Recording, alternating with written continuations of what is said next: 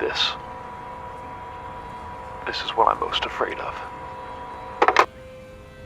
So, my friend Don has this log cabin about 2.5 hours south down in West Virginia. I've heard a lot of stories of musicians retreating away for a bit, and these guys come out of it having written the best music of their lives. I just thought maybe you'd like to take the time away to get an album out. A new classic Neon Songbird album. You can show everyone that you've still got it.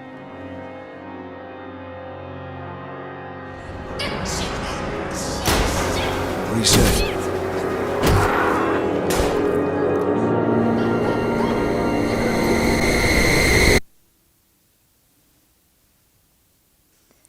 You know what?